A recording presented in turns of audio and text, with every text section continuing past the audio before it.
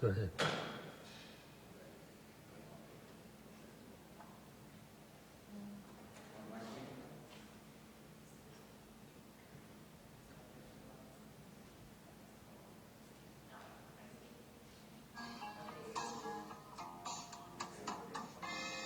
My name is Leslie, General Manager.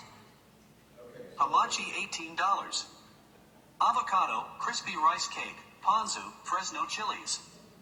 Seared ahi tuna $17. Sesame, furikake, caramelized ginger sauce. So we don't have Chris on the line, but basically I approached him to create this because he had a talking website, and I thought this was a perfect solution for people who are blind and go to a restaurant, and the restaurant sometimes doesn't have a Braille menu, or if they do, only 10% of blind people even use Braille. And so I thought this would be, since COVID, we've been conditioned to just use a QR code to access menus, and I thought, so basically he had a talking website that's taking text to voice, and this would be a perfect application. And so I went to a restaurant in my area. This is Bungalow 44, and he activated it. And I had the general manager did an intro here, and then divided the menus up by appetizers, mains, and desserts. And there's a different basically link for each one. And so this is something that's about $500 is what it costs to implement this for a restaurant. And this is the type of thing that we're going to use for this Destination Ally program, because they could sort of make, during White Cane Day or Blind Awareness Month, whatever it is, they could use this and find 10 restaurants that will implement this, and like a destination can subsidize those 10 restaurants with basically $2,500, and the restaurants put up $250 each, and they have basically a whole, basically something for the blind community and blind visitors to promote. So this is why these things can happen. So this is one of the things that we developed with Chris, and I really appreciate it. I'm sorry he's not on here right now, but I was pretty involved in developing this, so I can answer any questions.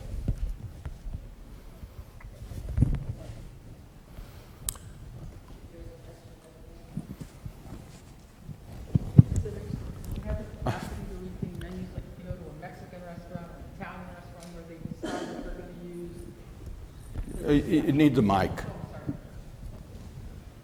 So I was curious if you use it in a restaurant that is Mexican or Italian, Japanese, and they're describing the item in their language, what it is, can it still read it? Is it done phonetically? No. So just it wouldn't read it if it's in another language that isn't hooked up. So this is available in Romance languages, in about 4 languages right now. So they can translate a menu into another language, but they're not able to read Chinese or,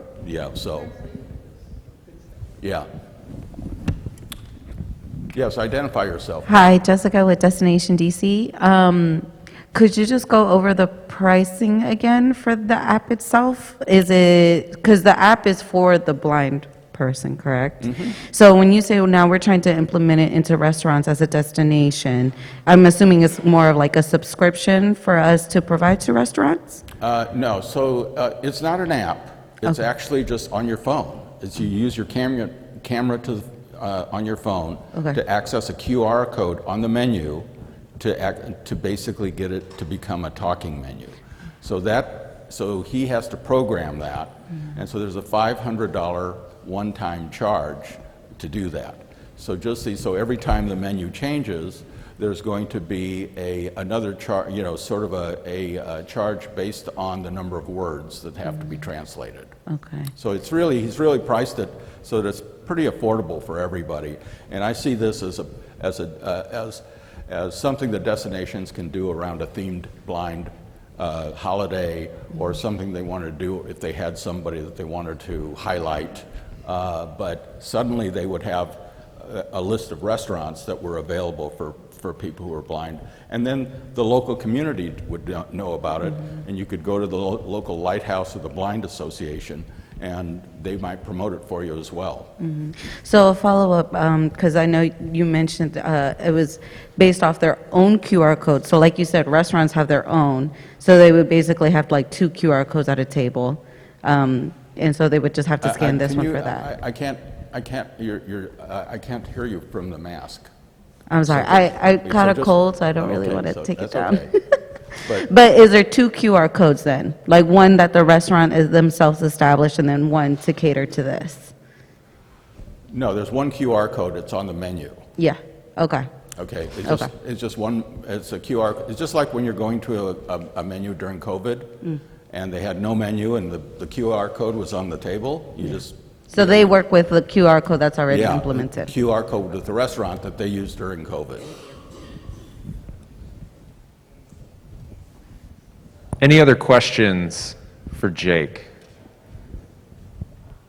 All right, great. Well, I think there's some great innovation here, integrating with existing QR codes that we already have, ways to make things that those of us have vision perhaps take for granted, being able to read a menu, being able to read signs. Think about in your own destinations, what are the things that you rely on visitors to simply read and interpret?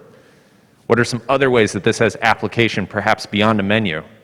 I know the wheels are turning in my head around sustainability efforts and other things that we may use visual, text, and graphic arrangements to communicate, but not necessarily audio. So thank you, Jake. Thank you, Chris, if you can hear us. Our next presenter and our final presenter right before we get to lunch is Toby Willis, who's Senior Product Manager at the